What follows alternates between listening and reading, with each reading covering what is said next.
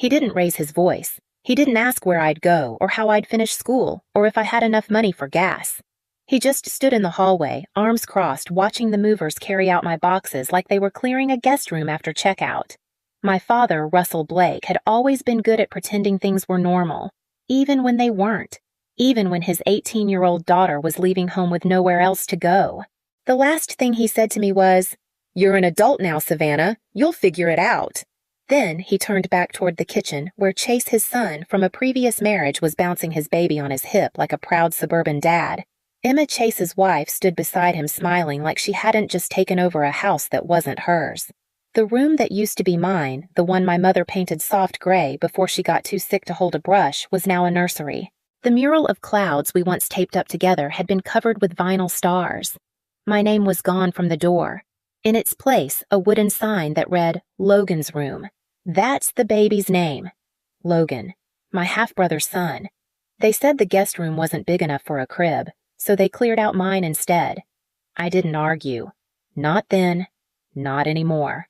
My mother Diane passed away from ovarian cancer a year and a half ago. She was the soft one, the reason the house ever felt like home. After she died, Russell became all wall and no door. I stopped trying to knock. I walked to the car with 2 boxes and 1 photo frame, me and my mom on the porch summer before the diagnosis. She's laughing in it. I'm wearing overalls and braces. My grandmother Lois opened the passenger door without a word. She didn't ask what happened. She didn't have to. As we pulled away, I looked back once. No one was watching. No one waved. Just a house with new curtains, new laughter, new names on the walls. Before my mother got sick, the house felt like it belonged to both of us. She let me paint flowers on the baseboards in my room. She left notes in my lunch bag even in high school with small things like, "Don't let them dim your light." She always used my full name, Savannah, not kid, not her. But even then, I knew my father saw me differently. Russell Blake wasn't a cruel man. He just had no space for softness. And softness was what I was born with. He never hit me. He never yelled unless I cried too long or laughed too loud. Then it became, "You're too much. Tone it down. Don't be dramatic." He never said those things to Chase, his son, from his first marriage. Chase only visited every other weekend, then more often once he got older. By middle school, it felt like he lived with us full time. He was everything I wasn't: tall, athletic, charming, naturally likable. He got his first car at 17. I got told to take the bus. My mom used to say, "He's just trying to earn his father's love, same as you." But I wasn't so sure. Chase didn't try. He didn't have to. He already had it. When Mom was still alive, she shielded me from the worst of it. She knew when I came home crying from school without needing to ask. She'd make tea, sit on the couch with me, and just stay there. She never forced the hurt to resolve. After her diagnosis, things got quieter. She lost weight fast, her voice slower. But the last thing she did before the first round of chemo was write me a letter. She slipped it under my bedroom door. On the envelope it said, "Open when it gets too loud." I didn't open it for almost a year. Not until after the funeral. Not until I caught Russell packing her scarves into a garbage bag. In the letter she wrote, "You are the quiet courage of this house. One day your kindness will outlast their noise. Don't wait for them to see it. Just be it." I folded it back up and placed it behind her photo in the frame I still carry. Russell never brought up her name after that. He replaced her kitchen towels, her tea mugs, her blanket on the couch. One afternoon I asked if we could keep the porch flowers she planted. He said, "They're annuals. They die." That's the point. That was how mourning looked in my house efficiency. Cut it out. Move on. Make space for what's next. Chase got married the spring after Mom passed. Emma, sweet and polite, didn't know what had happened here. They sent me a wedding invite with my name, misspelled Savannah. At the reception, I stood alone near the punch bowl while Russell gave a toast. He said, "Today, I'm proud to stand beside my son, my first, my best." He never looked in my direction. I never told him he said that out loud. It happened on a Thursday. I came home from school to find my bedroom door open. That wasn't normal. Russell never entered my space not to check, not to clean, not even to knock. Inside the closet was bare. My books were in boxes. The comforter my mom gave me had been folded not gently and laid across a chair in the hallway. My lamp was gone. So was the framed photo. I found it later tucked into a box labeled Misk. In someone else's handwriting. At the foot of my bed sat a plastic bin filled with baby items, soft toys, rolled onesies, a bottle warmer still in the box. I stood in the doorway like a guest who had arrived too early to a party that wasn't hers. Chase's voice came from down the hall light and amused. "The nursery's coming together." I didn't respond. That night, Russell sat me down not to ask but to inform. He said that Chase and Emma were moving in next week. The guest room would be theirs. My room would be for the baby. I asked why the nursery couldn't be in the guest room. He looked up from his phone and said, "Because you're almost an adult, Savannah. You're going to college soon. It's time to make space for a family that needs it." I don't remember what I said back. Maybe nothing. Maybe silence was the only answer that still felt mine. 2 days later, my bed was dismantled. No one told me where to sleep. I stayed at a friend's house that weekend, then packed what I could into the trunk of my car. There was no fight, no screaming match, just subtraction, quiet and surgical. A few nights before I left, I passed Chase in the hallway. He was carrying a bag of diapers and didn't stop walking. He nodded at me almost like a stranger might and said, "Thanks for making room." Not sorry, not I didn't know. Just thanks. It wasn't even my room anymore when I left.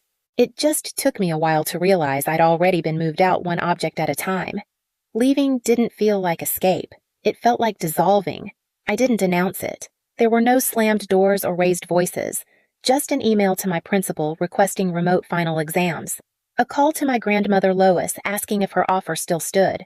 She said yes before I finished the sentence.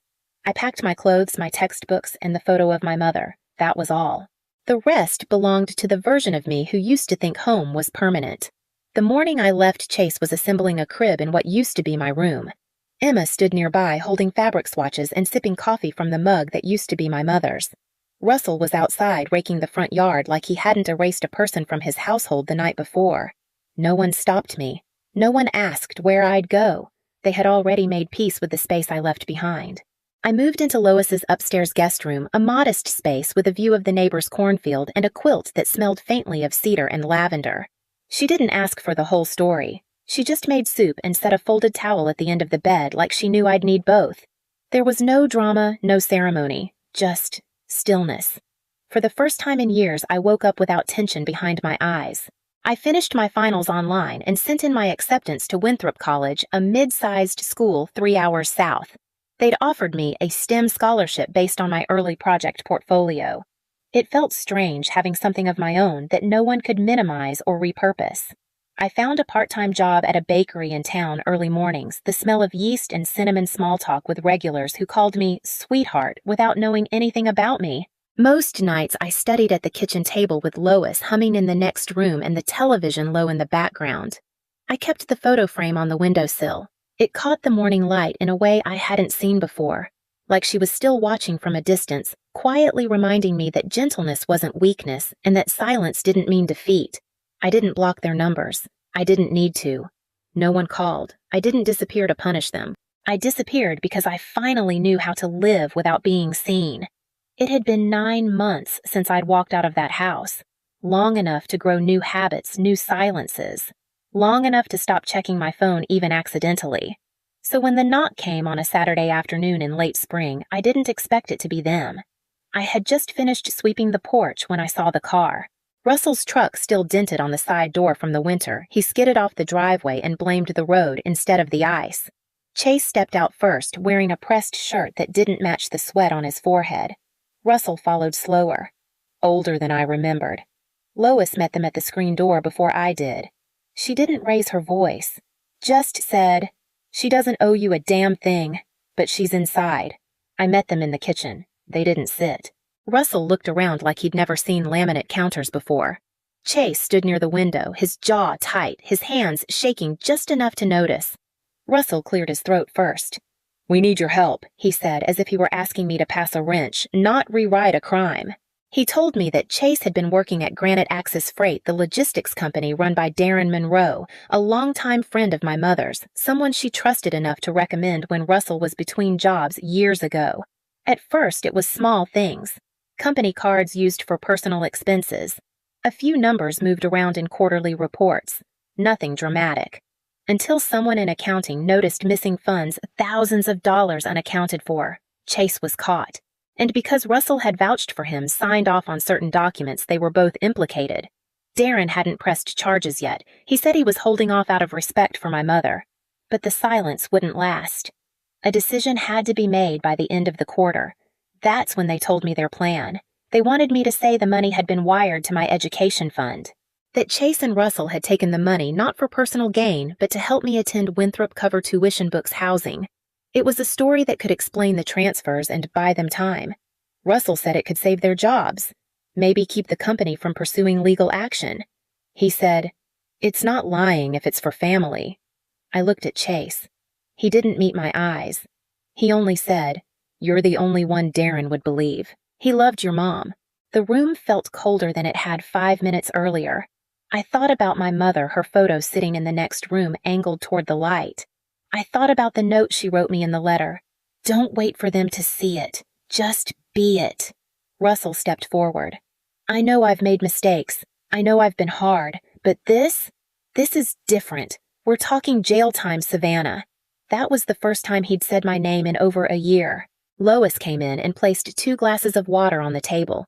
She didn't speak. She just put her hand on my shoulder and left again. I stood there unsure of whether to scream or laugh or cry. But I did none of it. I just said, "You want me to lie to protect you," Russell said. "We're not asking you to lie. We're asking you to help." I said nothing. Chase finally looked at me. His voice cracked. "If it were you in this position, I would have helped you." That's when I realized something. He actually believed that. They hadn't come to apologize. They'd come to collect. Because I was useful now. Because Darren liked me. Because I reminded him of someone they once needed too. They didn't leave right away. Russell paced the edge of the room like he was circling something too fragile to touch. He wasn't shouting. He didn't need to. His silence had always been the louder weapon. "I know I wasn't a great father," he said finally, "but I'm still your dad." I didn't answer. Not because I was angry, but because the words meant less now than they ever had. "I would have helped you," Chase said again, this time more softly, as if volume could create sincerity. "Your family, Savannah. You always have been." That line sat between us like a broken chair no one wanted to throw away. If I was always family, why did I have to leave with 2 boxes and no goodbye? Russell stepped closer. "I don't want to go to prison," he said. There was no apology in it. No ownership, just fear. Fear of consequences, not of conscience. They weren't there because they had finally seen me. They were there because someone else might, and that made me dangerous. For a moment, I wavered. Not because I believed them, but because I could still hear my mother's voice telling me to be kind, even when it hurt. She'd always believed people changed. She thought love could reach even the hardest places. She thought Russell would soften someday. She thought Chase would grow into himself, not away from everyone else. Maybe she still hoped they'd love me right after she was gone. And for a second, I wanted to believe it too. But hope without truth isn't love. It's just delay. I looked at them 2 men who once erased me without blinking and realized they weren't asking for forgiveness. They were asking for permission to stay clean, to avoid shame, to rewrite the record before anyone else could see it. They wanted me back, not to welcome me, but to cover their tracks. That wasn't family. That was fear dressed in memory. I didn't shout. I didn't accuse them. The truth had already done that for me. Instead, I stood still, hands resting on the edge of the counter, eyes on the photo of my mother in the next room. Her smile was small in that picture, almost private, like she'd been saving it just for me. Russell spoke again, voice low. "You'd let us go to jail for a grudge." The words sat in the air like rot. I turned to face him. "This isn't about a grudge," I said. "This is about the truth, and I'm not erasing her to protect you." He didn't ask what I meant. He knew, because we both remembered who had introduced him to Darren, who vouched for him when no one else would, who believed in him until the very end. My mother. And now they wanted to use her memory to clean up their mess. Chase opened his mouth to speak, but I shook my head. "I won't lie," I said. "Not for you. Not for anyone." He looked away. Russell didn't. His eyes were glassy but not soft. "Just tired." "I didn't think you'd say no," he murmured. That stung more than I expected, because he hadn't come believing in my kindness. He'd come counting on it, and in some old part of me buried beneath the leaving and the silence I wanted to give it to him. But kindness without boundaries isn't grace. It's surrender. I walked them to the door. Russell paused on the porch, hands in his jacket pockets. "She would have helped," he said. I didn't answer. Not because I disagreed, but because I finally understood my mother would have helped them out of love. But they weren't asking with love, only need. The screen door clicked shut behind them. Their footsteps faded down the steps. I didn't watch them leave. I went back inside and stood in the doorway of the guest room. The light from the window hit the photo frame just right. I was there. They just lived easier when I disappeared. 3 weeks later, I moved into my dorm at Winthrop. Lois helped me carry my boxes, mostly books, a kettle, a soft blanket that had once belonged to my mother. We didn't say much. She knew how to leave space without filling it. The room was small but bright, with a desk by the window and white walls still blank with possibility. I unpacked slowly. Textbooks, notebooks, a ceramic mug I'd painted in 10th grade chipped on one edge, and the frame. I placed it on the desk without thinking, like instinct. My mother, leaning into me, whined in her hair the summer she said I finally looked taller than her. I adjusted it slightly so it caught the light. There was no ceremony, no closure, just a new space that didn't ask me to shrink. Russell didn't call again. Chase didn't text. I didn't check. One morning I received an email from Darren Monroe, the CEO. He said he'd accepted their resignations. No police, no charges, but no more chances either. He closed with, "Your mother would be proud of who you're becoming." I stared at the screen for a long time, then closed the laptop. The air through the window was soft. Not warm, not cold, just enough. I sat on the edge of the bed and let it touch my face. No applause, no apology, just stillness. The photo stayed there quiet, full of light. I didn't leave a forwarding address. I signed my name on the dorm registry. Full name, no middle initial, no note, no explanation.